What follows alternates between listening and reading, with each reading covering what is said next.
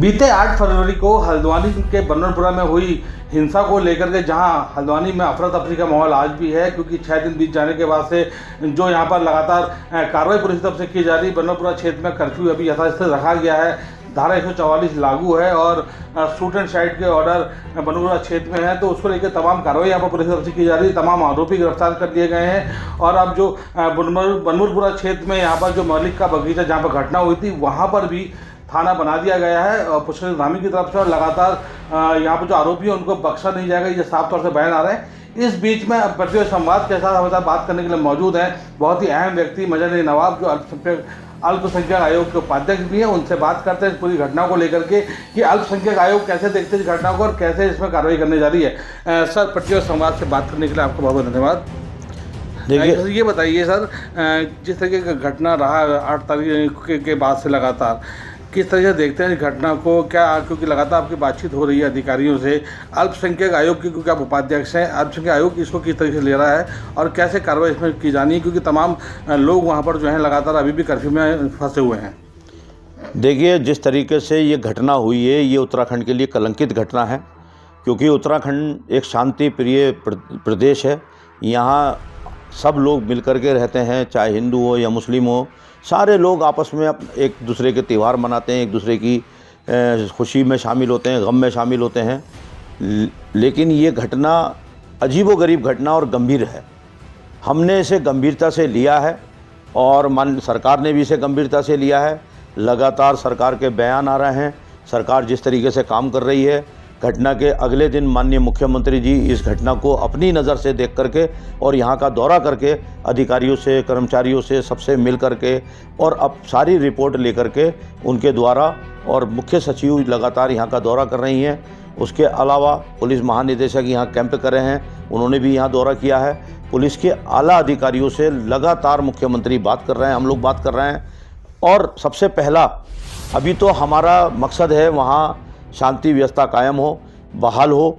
लोग परेशान हैं, लोगों की स्थिति बहुत ख़राब है। 70-80 हज़ार लोग कर्फ्यू में हैं और उनके पास खाने के लिए, उनके पास दवाइयों का इंतज़ाम, वो बीमार हैं कुछ लोग बच्चों की पढ़ाई ख़राब हो रही है, कुछ बोर्ड का एग्ज़ाम भी होना है, वो बोर्ड के एग्ज़ाम को भी हमने संज्ञान लिया है। स्कूल के प्रिंसिपलों का हमारे पास फ़ोन आ रहा है कि जो बच्चों को हमने बोर्ड में बैठने के लिए 19 तारीख को बोर्ड की परीक्षा होनी है, उनको कार्ड बांटने हैं। हमने सारी व्यवस्थाओं को देख करके उन व्यवस्थाओं में लगे हैं।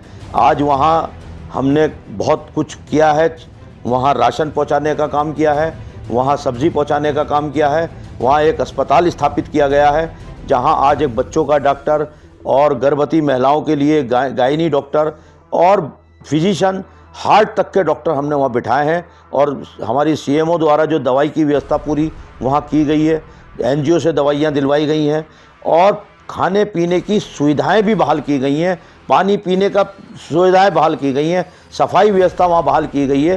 धीरे धीरे पटरी पर वहाँ की शांति व्यवस्था आए। उसके बाद जो भी घटना हुई है उसको सरकार बारीकी से देख रही है। सर, इसके अलावा बात की जाएगा, थोड़ा फ्लैशबैक में जाते हैं, क्योंकि 8 तारीख की घटना से पहले यहाँ नगर निगम की तरफ से भी कार्रवाई लगातार की जा रही थी अतिक्रमण को लेकर के। मलिक के बगीचे में वो जाते हैं, वहाँ पर नोटिस दिया जाता है उस मदरसे और यहाँ पर उसको खाली करने को लेकर के, लेकिन एक बैठक भी बुलाई जाती है नगर निगम में, तमाम यहाँ से लोग उसमें आते हैं। उसके बाद बात नहीं बनती है, उसके बाद प्रशासन जाती है। 4 तारीख को दिन वहाँ पर केवल सील कर दिया जाता है और 8 तारीख को एक वहाँ जाया जाता है। क्या लगता है, प्रशासन कहीं ना कहीं चूक यहाँ पर कर गया, क्योंकि जिस प्रकार की इंटेलिजेंस उनके पास थी वो उस चीज़ को उन्होंने अनदेखा किया? क्या कहना चाहिए सरकार के साथ साथ यहाँ पर प्रशासन की कितनी नाकामी मानते हैं इतनी बड़ी घटना जो हल्द्वानी के अंदर हो गई? देखिए, मैं यहाँ के प्रशासन से जिस तरीके से LIU की, विजिलेंस की या इंटेलिजेंस की रिपोर्ट आई है और वो रिपोर्ट को क्यों नज़रअंदाज किया, ये गंभीर मामला है। दूसरी चीज़, जब लगातार बैठकें चल रही थी अतिक्रमण को तोड़ने के लिए, तो सत्ता पक्ष के हमारे कई विधायक यहाँ रहते हैं, हमारे भारतीय जनता पार्टी के जिला अध्यक्ष हैं, यहाँ दर्जा राज्य मंत्री कई बनाए गए हैं, आयोग के महत्वपूर्ण पद पर मुझे भी बिठाया गया मुस्लिम क्षेत्र के नुमाइंदगी के लिए। लेकिन एक सबसे बड़ा जो प्रश्न है वो ये है कि आज तक प्रशासन ने सत्ता पक्ष के सरकार के लोगों को विश्वास में नहीं लिया। जी। ये गंभीर मामला है। कम से कम इस घटना से पहले बैठ करके कोई बैठक होती, LIU की रिपोर्ट को, विजिलेंस की रिपोर्ट को, इंटेलिजेंट की रिपोर्ट को पटल पे रख करके उस पर चर्चा होती, प्लानिंग बनाई जाती। पहले लॉ एंड ऑर्डर मेंटेन करने के लिए वहाँ फोर्स भेजा जाता और फोर्स भेजने के साथ साथ जो घरों की वहाँ ड्रोन के द्वारा जांच कराई जाती कि छतों पर क्या स्थिति है। लेकिन इन चीज़ों को कहाँ लापरवाही हुई, कहाँ इनको अनदेखा किया गया, ये गंभीर प्रश्न है। इसको भी हमने सरकार के संज्ञान में डाला है। और दूसरा प्रश्न ये है, जो इस घटना को अंजाम देने वाले लोग जिन्होंने पेट्रोल बमों का प्रयोग किया, उन पत्थरों का प्रयोग किया जो रेलवे के किनारे पड़े होते हैं, आखिरकार उन पत्थरों का प्रयोग करने वाले लोग जब सामने आएंगे, पुलिस को उनको सामने लाना पड़ेगा, उनकी गिरफ्तारियां होंगी, तो उनके मोबाइल नंबर खंगाले जाएंगे, उनका संपर्क किनसे था, CDR निकलेगी, पुलिस CDR निकालेगी, एक स्पेशल स्क्वाड के द्वारा इसकी जांच कराई जाएगी, उनका संपर्क किनसे था और उनकी स्थिति क्या थी। अच्छा सर, अब क्योंकि सारा कार्रवाई हो चुकी है, इतनी बड़ी घटना हो चुकी है, जांच लगातार की जा रही है, आरोपी भी गिरफ्तार किए जा रहे हैं, अब की क्या घटना, क्योंकि 6 दिन का समय हो गया है, वहाँ कई लोग छोड़ के भी जा रहे हैं, कहा जा रहा है कि वहाँ पर अब निगम और कार्रवाई करेगा, जो मकान खाली हैं उनको तोड़ा जाएगा, कितनी सत्यता इन चीज़ों में, किस प्रकार से आप प्रशासन, क्योंकि आप लगातार नज़रें बनाए हुए हैं, क्या प्रशासन की आप कार्रवाई रहने वाली है ताकि जो जनता, जो तमाम ह्यूमर्स फैल रहे हैं उस पर कहीं ना कहीं लगाम लग सके? देखिए, आज तो माननीय उच्च न्यायालय में इसकी सुनवाई भी है और कोर्ट का क्या फैसला आता है, क्या कोर्ट डायरेक्शन देती है, कोर्ट के अंडर में डायरेक्शन जैसा आएगा वो प्रदेश स्तर पर रखा जाएगा और कोई ना कोई सरकार जो निर्णय लेगी और सरकार का निर्णय जो होगा उसके आधार पर कार्रवाई की जाएगी। अतिक्रमण को लेकर के एक बनभूलपुरे में अतिक्रमण की कार्रवाई नहीं हो रही है, खाली ये जो भ्रम फैलाया गया कि मलिक का बगीचे में, पूरे शहर में है, पूरे शहर में नहीं, पूरे प्रदेश में हो रही है, पूरे प्रदेश में जी। क्योंकि आज अगर विकास का काम होता है, अब मान लीजिए प्रधानमंत्री आवासीय योजना के लिए हमें ज़मीन चाहिए, विकास के काम के लिए, जनता की सुविधाओं के लिए बहुत सारी जगह चाहिए और जगह कुछ माफियाओं द्वारा कब्जा करके बेची गई। जब सरकार लगातार कार्रवाई कर रही है, हज़ारों हेक्टेयर ज़मीन फॉरेस्ट्री की सरकार ने खाली कराई, कोई दंगा नहीं हुआ। रुद्रपुर में इतना बड़ा अतिक्रमण हटा, दुकानें हटी, कोई कार्रवाई, कोई लॉ एंड ऑर्डर ख़राब नहीं हुआ। लेकिन आखिरकार मलिक के बगीचे में कार्रवाई हुई, वहाँ लॉ एंड ऑर्डर क्यों ख़राब हुआ? नजाकत खां का बगीचा में कार्रवाई हुई, कोई लॉ एंड ऑर्डर ख़राब नहीं हुआ। इसके अलावा जाम फैक्ट्री में कार्रवाई हुई, कोई लॉ एंड ऑर्डर ख़राब नहीं हुआ।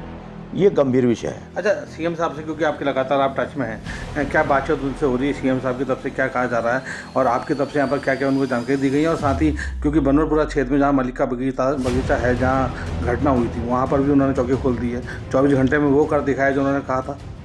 देखिए, जब वो जगह खाली पड़ी रहती तो फिर उस पर कोई ना कोई अतिक्रमणकारी अतिक्रमण करता।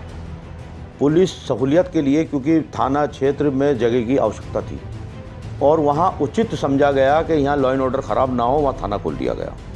पब्लिक के हित के लिए खोला गया, पब्लिक को सुरक्षित रखने के लिए खोला गया। हम उसका स्वागत भी करते हैं। माननीय मुख्यमंत्री जी ने ऐतिहासिक कदम उठाया, थाना खोल दिया है, थाने वहाँ बन गया है और माननीय मुख्यमंत्री जी लगातार यहाँ की घटना पर नज़र रखे हुए हैं। उनका कहना साफ है, पुलिस महानिदेशक ने अभी बयान दिया है, किसी को नाजायज़ परेशान नहीं किया जाएगा, जो इस घटना में शामिल हैं उनको छोड़ा नहीं जाएगा, जो उत्तराखंड के को कलंकित करने वाले लोग हैं उनके खिलाफ सख्त कार्रवाई का मन बनाया सरकार ने, करेगी सरकार, और किसी को नाजायज़ परेशान नहीं किया जाएगा। उनके विजुअल देख करके उन्हें जेल भेजा जा रहा है। अच्छा सर, आपसे आखिरी दूसरी चीज़ जो हमारे पुलिस महानिदेशक का बयान आया कि इसको जो है हिंदू मुस्लिम ना बनाया जाए, ये हिंदू मुस्लिम कोई भी दंगे का रूप नहीं था। ये पुलिस प्रशासन पर पथराव और पुलिस प्रशासन पर हमला था। और पुलिस प्रशासन जो है वो जनता के हित में काम करने के लिए आपसे है। आखिरी सवाल ये है, क्योंकि प्रतिपक्ष समाज पक्ष और विपक्ष दोनों की बातें करता है, संवाद करता है, जिस तरीके से पूरा माहौल बन रहा है, प्रतिपक्ष संवाद के जरिए आप जनता को क्या यहाँ पर मैसेज देना चाहेंगे, क्या अपील करना चाहेंगे, क्योंकि तमाम तरह के ह्यूमर फैलाए जा रहे हैं और जो आपसी सौहार्द है उसको कहीं ना कहीं खराब करने की कोशिश की जा रही है। देखिए, हम लगातार यहाँ की व्यवस्थाओं को ठीक करने के लिए, यहाँ पर शांति बहाल हो, यहाँ कर्फ्यू में जो है लोग फंसे हैं, कर्फ्यू में लोग पीड़ित हैं, लोग परेशान हैं, उनको राहत मिले और कर्फ्यू में ढील दें और कर्फ्यू में ढील दे करके वहाँ की व्यवस्थाओं को, लॉ एंड ऑर्डर को ठीक करने की हमारी निगाह है, हम उस पर काम कर रहे हैं। लगातार जिस तरीके से विपक्ष के, कांग्रेस के लोग बयान दे रहे हैं, ये मामला गंभीर है, उन्होंने कोई सहयोग नहीं किया। मैं वहाँ के विधायक से पूछना चाहता हूँ कि वो विधायक 28,000 वोट पाने वाला कौन से राहत के काम में वो सामने आया, कहाँ पर है वो? खाली बयान देकर के लोगों को भड़काना, पत्थरबाजी के लिए लोगों को उकसाना, लॉ कानून को अपने हाथ में लेने के लिए सरकार के खिलाफ इस तरीके का कदम उठाने में, लॉ एंड ऑर्डर को ख़राब करने का काम कर रहे हैं। मैं पूछना चाहता हूं कि लॉ एंड ऑर्डर को अगर सही करना है और यहाँ की व्यवस्थाएं ठीक करनी है तो बैठ करके जो बात करें और आपस में तालमेल बना करके वहाँ के लोगों को राहत पहुँचाएँ। हमसे बात करने धन्यवाद सर। ठीक, धन्यवाद। तो अल्पसंख्यक आयोग के उपाध्यक्ष मजनी नवाब का भी साफ कहना है कि जिस प्रकार की घटना यहाँ पर हुई है, किसी भी तौर से यहाँ पर उन सभी जो आरोपी हैं उनको बख्शा नहीं जाएगा और किसी निर्दोष को यहाँ पर डरने की जरूरत नहीं है। और जो ह्यूमर कहीं ना कहीं पूरा अफगानिस्तान में फैल रहे हैं उस पर कहीं ना कहीं विराम लाने की कोशिश की और साफ तौर से उन्होंने कहा है कि यहाँ पर जो प्रशासन थी उसकी कहीं ना कहीं कमी जरूर रही है, अन्यथा अगर वो पूरी तैयारी के साथ वहाँ पर जाते तो इतनी बड़ी घटनाओं का अंजाम नहीं दिया जा सकता था। उसको लेकर के भी पुलिस को अब यहाँ पर कार्रवाई करने की आवश्यकता है और यहाँ पर जो जनता है उसको कहीं ना कहीं अपील की गई है कि किसी प्रकार से कोई बहकावे में ना आए और कोई ह्यूमरबाजी यहाँ पर जो फैल रही है उस पर कहीं ना कहीं विराम यहाँ पर लग सके, उसको लेकर के उन्होंने जनता से अपील भी की है। अमित चौधरी, प्रतिपक्ष संवाद, हल्द्वानी।